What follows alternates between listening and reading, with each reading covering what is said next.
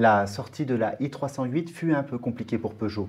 Présentation sans grand engouement de la part de la presse spécialisée, prix disproportionné comparé à une Tesla Model 3, une MG4, voire même la dernière Renault Mégane, et autonomie juste suffisante liée à la reprise du bloc moteur batterie de la 208 un peu retravaillée, qui a une autonomie plus faible de presque 20% en comparaison à ses concurrentes. La bataille semblait perdue d'avance pour Peugeot et pourtant la i308 a des avantages à faire valoir. Une qualité de fabrication supérieure au modèle étranger, une proximité des concessions qui peut réconforter un acheteur, un prix qui a été revu à la baisse plusieurs fois depuis son lancement et qui en plus peut être encore renégocié en concession. Et justement, quel est le prix réel de cette Peugeot i308 après remise lorsque l'on est un particulier ou un professionnel? Et combien coûte réellement cette voiture lorsqu'on l'utilise pour son activité professionnelle, soit en refacturant des indemnités kilométriques ou en faisant directement acheter la voiture par sa société? Vous avez déjà un indice dans la miniature, mais je vais répondre à toutes ces questions dans cette vidéo. Et pour connaître la réelle autonomie de la voiture et aussi vous donner mes premières impressions de conduite, je vais faire un aller-retour entre mon cabinet de Bergerac juste ici et celui de Périgueux situé à 50 km d'ici pour vous permettre d'avoir mon premier ressenti sur l'autonomie.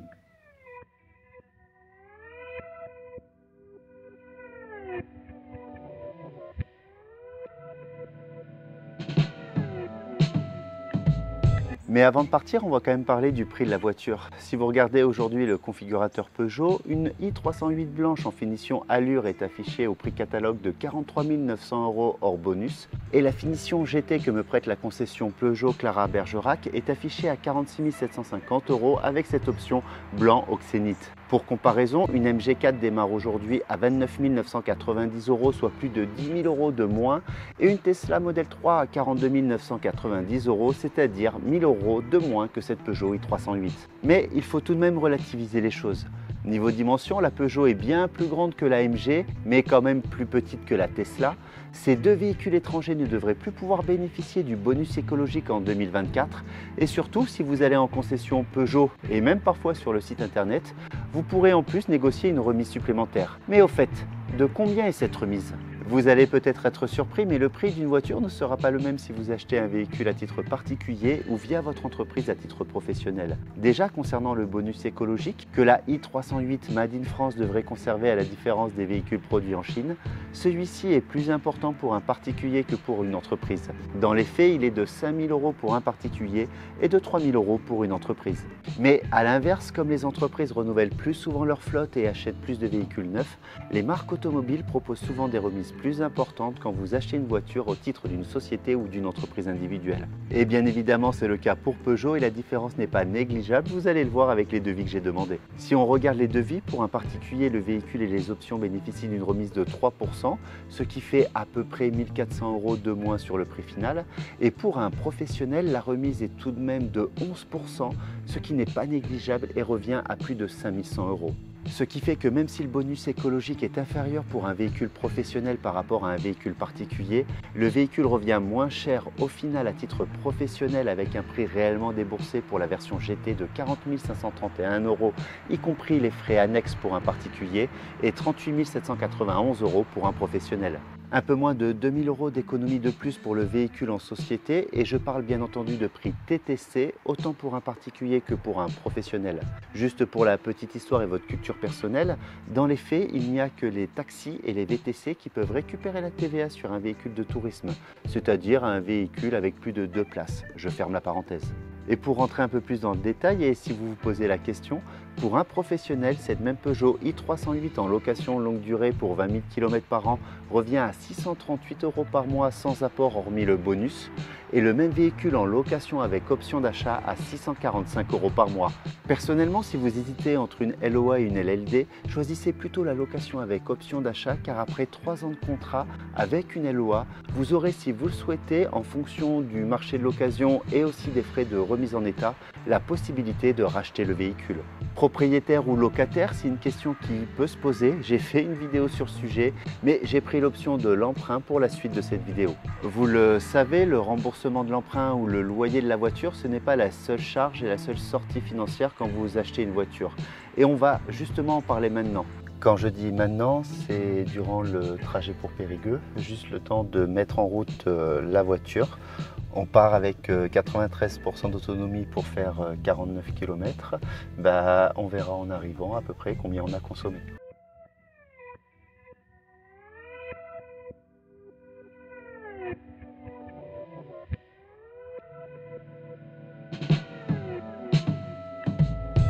Je vais pas vous mentir, c'est quand même super silencieux et agréable un véhicule électrique. Et c'est bizarre, sans bruit moteur, on n'a pas envie de rouler vite. Et on va justement en profiter pour parler des charges annuelles du véhicule durant le trajet. Si vous achetez une Peugeot i308, comme toute voiture, vous allez devoir l'assurer, l'entretenir et bien entendu recharger les batteries pour rouler. Au niveau de l'assurance, j'ai été agréablement surpris par les devis que j'ai reçus.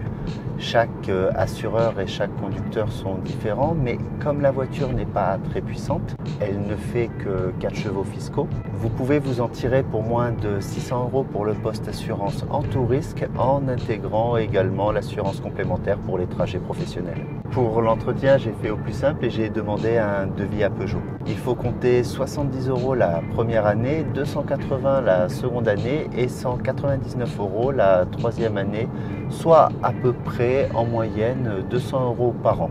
Et en complément, il faut aussi penser au remplacement des pneumatiques. Donc je suis parti dans mes simulations sur un coût approximatif de 500 € de frais d'entretien par an. Et enfin, l'électricité. Je sais que ce point va faire débat dans les commentaires. On ne consomme pas la même chose en ville et sur autoroute. Le prix de l'électricité n'est pas le même à domicile et dans une station de recharge. Le prix de l'électricité d'aujourd'hui n'est pas celui de demain. Donc, et comme un véhicule n'est rentable que si on se recharge chez soi, j'ai pris l'hypothèse qu'on se rechargeait principalement à domicile et pas gratuitement dans son entreprise. Et dans ce cas, pour 20 000 km par an avec un coût avoisinant en moyenne les 3 € au 100 km, on arrive à un coût annuel de 600 €. L'assurance, l'entretien, l'électricité, ce sont les coûts complémentaires à l'achat d'un véhicule. Mais si on utilise à titre professionnel cette voiture, vous allez aussi faire d'énormes économies. Oui, d'énormes économies. Si vous achetez cette i308 à titre personnel pour effectuer des trajets professionnels, vous allez pouvoir refacturer des indemnités kilométriques à votre entreprise, ce qui vous permettra de réduire le coût personnel de la voiture.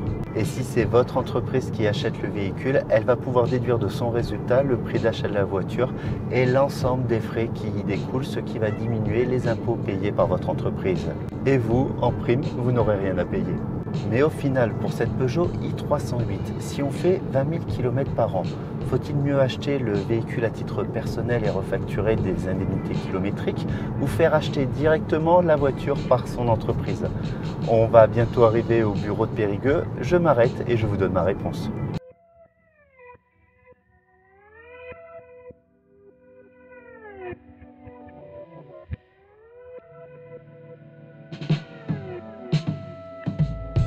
On va juste vérifier avant l'autonomie de la voiture. Donc tout à l'heure j'étais à 93% et là il me reste 80% de batterie. Ça veut dire qu'on a consommé 13% pour faire 49 km, ce qui correspondrait à peu près à 380 km d'autonomie. On vérifiera ça au retour. Là j'éteins la voiture, je sors et on va parler des indemnités kilométriques. Le principe des indemnités kilométriques pour un véhicule professionnel est le même que celui qui existe pour la déclaration de revenus. Pour résumer, vous utilisez votre voiture personnelle pour effectuer des déplacements professionnels et votre entreprise va vous rembourser les kilomètres que vous effectuez à titre professionnel. Cette indemnité prend en charge l'usure de la voiture, l'assurance en entretien, les frais d'électricité et il n'y a que les péages et les parkings qui ne sont pas pris en charge par ces indemnités kilométriques et qui donc peuvent être refacturés en plus à l'entreprise. Pour valoriser ces kilomètres et les transformer en euros, on va utiliser le barème qui existe dans le cadre des frais réels de la déclaration de revenus. Le barème dépend du nombre de kilomètres parcourus et petit bonus, comme la voiture est électrique et coûte donc plus cher à l'achat, le barème est majoré de 20%. Ce qui veut dire que si vous réalisez 20 000 km par an à titre professionnel, et comme la Peugeot i308 est un véhicule de 4 chevaux fiscaux, chaque kilomètre sera valorisé à 0,407 majoré de 20%, c'est-à-dire 0,4 884 € au kilomètre ou 9 768 € pour 20 000 km par an. Donc, si vous faites 20 000 km à titre professionnel avec votre véhicule personnel, votre entreprise vous remboursera chaque année 9 768 €. La somme n'est pas négligeable et ça veut dire que pour une Peugeot i308 négociée à 40 531 € à titre particulier, si vous faites 20 000 km professionnels par an, vous allez bien entendu rembourser, vous, à titre particulier, 9 060 € d'emprunt, vous allez dépenser 600 € pour l'électricité, vous allez payer 600 € pour l'assurance et en moyenne également 500 € pour l'entretien, c'est-à-dire que la Peugeot i308 vous coûtera chaque année 10 760 €. Mais en compensation, votre entreprise vous remboursera 9 768 € au titre des indemnités kilométriques. C'est-à-dire que la quasi-totalité du coût de la voiture est pris en charge par votre entreprise et il ne vous restera à payer à titre personnel que 992 € par an ou moins de 5 000 € sur la durée de l'emprunt. Pas cher pour une voiture qui vous appartient. Par contre, ces 5 000 € ne correspondent pas au coût total du véhicule, car de l'autre côté, votre entreprise a bien dû sortir de l'argent correspondant aux indemnités kilométriques. Mais comme cette dépense correspond à une charge déductible pour votre entreprise, cette charge va diminuer le résultat de votre entreprise et donc vous allez aussi économiser de l'impôt sur les sociétés. Donc le coût réel annuel des indemnités kilométriques pour l'entreprise, ça va correspondre à la différence entre les 9 768 € payés et les 2 442 € d'économie d'impôt. C'est-à-dire au final 7 326 € par an ou 36 630 € sur 5 ans. Ce qui veut dire qu'entre le coût personnel et le coût professionnel, la Peugeot i308 aura coûté en tout 41 590 €. Quand je dis en tout, ça veut dire y compris les frais annuels courants. Et si j'enlève tous les frais de recharge, d'assurance et d'entretien, la voiture n'aura coûté à elle seule que 33 090 €, c'est-à-dire bien moins cher que le prix affiché au catalogue, ce qui correspond à une remise approximative proche des 30 %. Pas mal, hein? Mais d'après vous, est-ce que ce ne serait pas encore plus intéressant de faire acheter cette voiture directement par son entreprise plutôt que de facturer des indemnités kilométriques? C'est ce qu'on va voir maintenant. Mais je voudrais juste avant vous parler de l'intérieur de cette i308 et du volant Made in Peugeot. Allez, rentrons à l'intérieur. Sur la finition, il n'y a pas grand chose à dire, la voiture paraît bien construite et elle est plutôt moderne et agréable. Ce qui est bizarre, c'est qu'on n'a pas l'impression de conduire un véhicule électrique, mais un véhicule thermique classique. Vous avez un compteur, vous avez une vraie boîte de vitesse et des commodos pour mettre les clignotants. Quand on est dans cette Peugeot i308, on n'est pas dans un objet high-tech, on est dans une vraie voiture et je pense que ça peut réconforter les acheteurs d'un premier véhicule électrique. Sur le GPS et le calcul des recharges, je ne me prononcerai pas car je ne l'ai pas assez utilisé. Par contre, le fait d'avoir des raccourcis personnalisables et aussi des vrais boutons physiques, c'est quand même un plus quand on conduit. Et sur ce petit volant qui divise les foules avec le compteur en 3D, je vais être honnête. Avec ma position de conduite, le siège abaissé à fond, je vois parfaitement les compteurs. Par contre, ce compteur 3D, il y a bien un effet waouh la première fois, mais après, ça ne change pas la face du monde. Voilà, c'était le petit point intérieur et on va maintenant parler de l'achat de cette Peugeot avec son entreprise et je vais en profiter pour retourner sur Bergerac.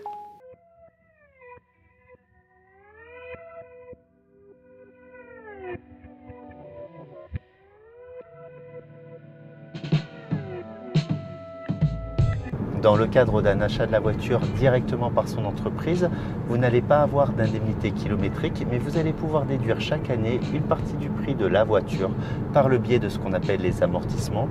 Vous allez pouvoir déduire tous les frais inhérents à la voiture et donc économiser beaucoup d'impôts. Pour vous expliquer les amortissements, ça correspond en quelque sorte à l'usure du véhicule. Si vous achetez par exemple une Peugeot i308 pour 38 791 € avec votre entreprise, on ne va pas mettre ces 39 000 € d'achat en charge l'année de l'achat du véhicule, car dans les faits, la voiture, vous allez l'utiliser plusieurs années. Ce que l'on fait en règle générale, c'est qu'on va considérer que la durée de vie normale de la voiture est de 5 ans et on va déduire chaque année du résultat 1/5 du prix d'achat. C'est-à-dire dans mon exemple 7 758 € chaque année durant 5 ans, ce qui revient à déduire au final les 38 791 € du prix d'achat. Par contre, pour éviter que les gens achètent des Porsche ou des voitures de luxe avec leur société, la loi plafonne le prix de la voiture que l'on peut déduire dans son entreprise. Et ce prix plafond est actuellement de 18 300 € pour un véhicule thermique et 30 000 € pour un véhicule électrique. Alors, ces 30 000 € ne correspondent pas au prix de la Peugeot i308 car il y a une petite subtilité. Le plafond de 30 000 € est hors batterie. Et petite question, savez-vous combien coûte la batterie d'une Peugeot i308? 5 000 €? 10 000 €? 15 000 €? Allez, je vous laisse 3 secondes. Non, 13 000 €.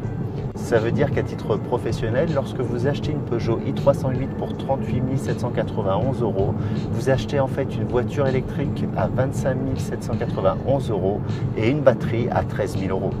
Et donc, comme la voiture coûte moins de 30 000 €, une entreprise peut déduire de son bénéfice 100% du prix d'une Peugeot i308 et donc économiser énormément d'impôts sur les sociétés.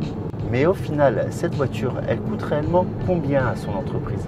Au niveau de l'assurance et des frais d'entretien, la voiture coûte la même chose que pour un véhicule acheté à titre personnel, c'est-à-dire 600 et 500 €. Au niveau de l'électricité, il y a une petite subtilité là encore, car l'entreprise pourra récupérer la TVA sur les frais de recharge et dans ce cas, le coût diminue de 600 à 570 € par an. Bien entendu, il faut aussi que l'entreprise rembourse l'emprunt, mais comme la voiture coûte moins cher à acheter en société, l'emprunt est moins important et il sera de 8 676 € par an.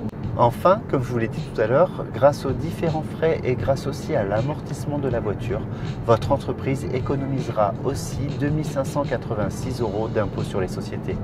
C'est-à-dire que dans mon exemple, pour une utilisation professionnelle du véhicule avec 20 000 km réalisés chaque année, la Peugeot i308 coûte réellement à l'entreprise 7 759 € par an, c'est-à-dire 38 793 € sur 5 ans. Et si là encore j'enlève en plus les frais d'électricité, d'assurance et d'entretien, la voiture n'aura coûté que 30 449 € sur 5 ans, soit une remise de 35% en comparaison du prix catalogue. Sacrée différence par rapport au prix affiché, hein. C'est pour ça qu'il faut toujours faire la différence entre le prix d'achat et le coût d'un véhicule. Je vais bientôt arriver à Bergerac, je m'arrête sur le parking du cabinet, on regarde la consommation aller-retour et je vous donne mes conclusions.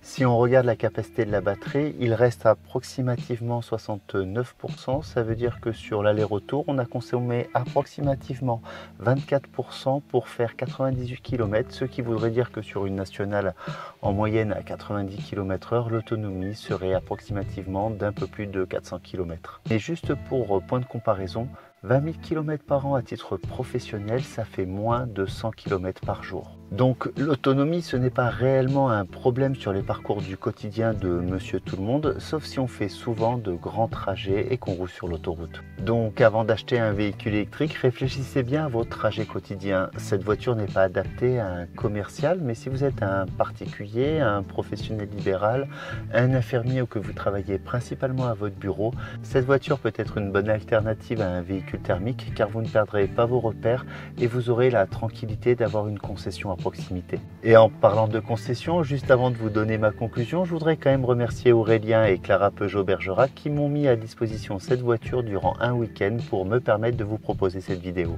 Et si cette voiture correspond à vos besoins, au final que vous l'achetiez à titre personnel ou via votre entreprise, la Peugeot i308 coûte bien moins cher que son prix catalogue grâce aux bonus, grâce aux remises en concession et grâce aussi aux réductions d'impôts générées par les indemnités kilométriques et l'amortissement du véhicule. Chaque cas est particulier et en fonction du kilomètre parcouru, l'option à choisir ne sera pas toujours la même. Donc si vous vous posez la question entre indemnité kilométrique et achat en société, n'hésitez pas à demander une étude à un expert comptable. Et si vous souhaitez changer de voiture et que vous vous posez la question entre financement par emprunt, location avec option d'achat ou location longue durée, je vous laisse juste ici une vidéo où j'étudie justement le coût des différents modes de financement avec l'exemple d'une Tesla Model Y.